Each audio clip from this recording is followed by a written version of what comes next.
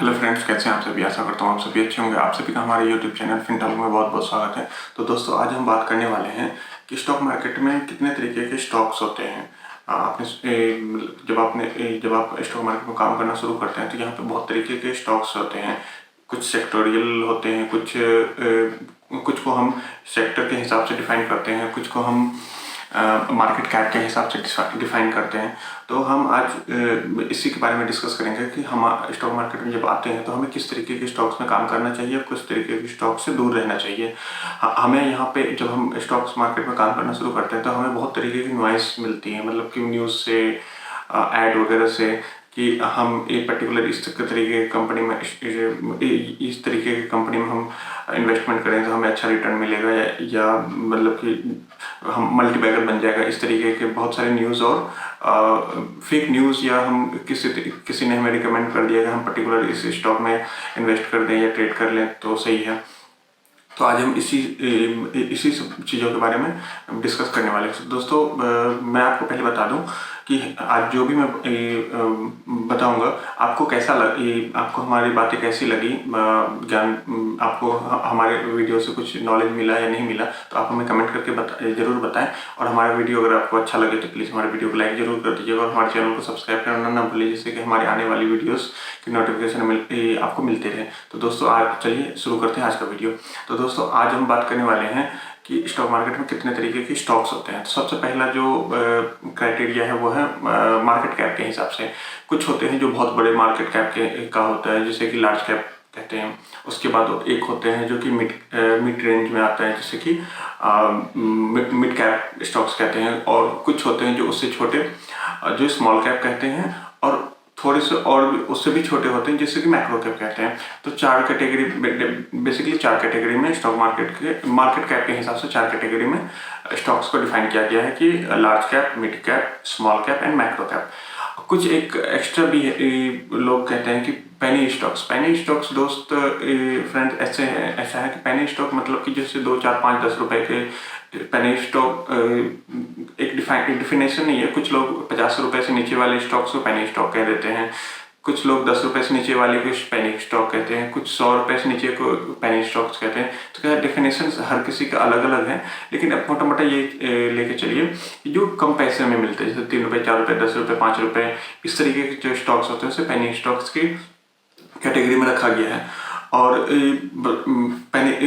ये penny stocks जो होते हैं वो आप इस तरीके से समझिए कि ये सस्ते इसलिए हैं कि इसमें कुछ ना कुछ दिक्कत हो सकता है। तो आप सिर्फ पैसे सस्ते हैं, 2, 4, 5 रुपए के स्टॉक्स हैं, ये समझ के आप स्टॉक्स को जज मत करने मत लग जाइए कि ये स्टॉक सस्ता है, हम इसे बाय कर लेते हैं, सेल कर देते हैं। इस तरीके से नहीं होता। उसके लिए अलग से हम फंडामेंटल उनका एनालिसिस करते हैं कि कंपनी क्या करती है, कंपनी का मतलब कि क्या काम करती है, कंपनी का ट्रैक रिकॉर्ड कैसा है, ये सब चीज़ें हम चेक करते हैं। उसके बाद हम कंपनी को बाय और सेल करते हैं। बस मैं इस वीडियो में बस आपको ये बताना चाह रहा हूँ कि पेनी स्टॉक्स होते क्या हैं और उसे मतलब किस तरीके के स्टॉक्स को पेनी स्टॉक्स कहा जाता है। और नेक्स्ट दोस्तों, कुछ ऐसे भी स्टॉक्स होते हैं जैसे कि सेक्टोरियल स्टॉक्स कहते हैं, जैसे कि सेक्टर वाइज डिफाइन करते हैं।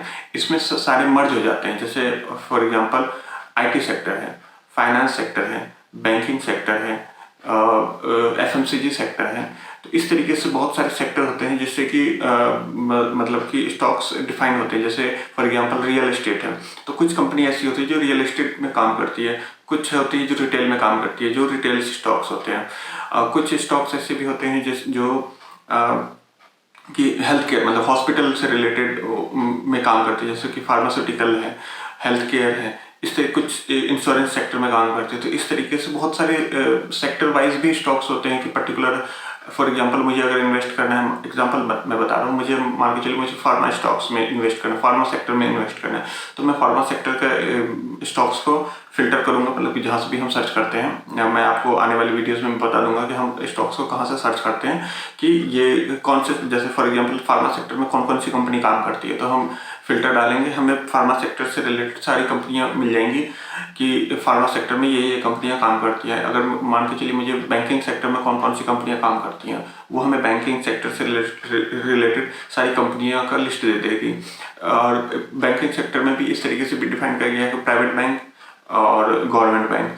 तो प्राइवेट बैंक में कौन कौन सी कंपनी है और प्राइवेट सेक्टर में कौन कौन सी बैंक है, इंश्योरेंस कौन कौन सी कंपनी है जो इंश्योरेंस बेचती है, कौन कौन सी कंपनी है जो हेल्थ केयर में काम करती है। तो इस तरीके से हम मतलब फिल्टर करके डिफाइन करते हैं कि पर्टिकुलर ये जो कंपनी है ये हम इस सेक्टर में काम करती है, और हम उस हिसाब से फिर उनका मार्केट कैप के हिसाब से उनका जो काम करने का तरीका है, या वो कंपनी कितना ग्रो कर रही है या लॉस में है, कितना डेट है, इस सब चीज़ों को देख करके फिर हम उसमें इन्वेस्ट करते हैं। तो दोस्तों आज हम ये वीडियो छोटा ही रखते हैं। मुझे बेसिकली आपको ये बताना था कि स्टॉक्स कितने तरीके के होते हैं और वो सेक्टर वाइज कितने तरीके के सेक्टर्स हैं अप्रॉक्स, और दूसरा मार्केट कैप के हिसाब से कौन कौन से स्टॉक्स हैं। तो दोस्तों आज के लिए बस इतना ही रखते हैं, मिलते हैं नेक्स्ट वीडियो में, तब तक के लिए बाय बाय।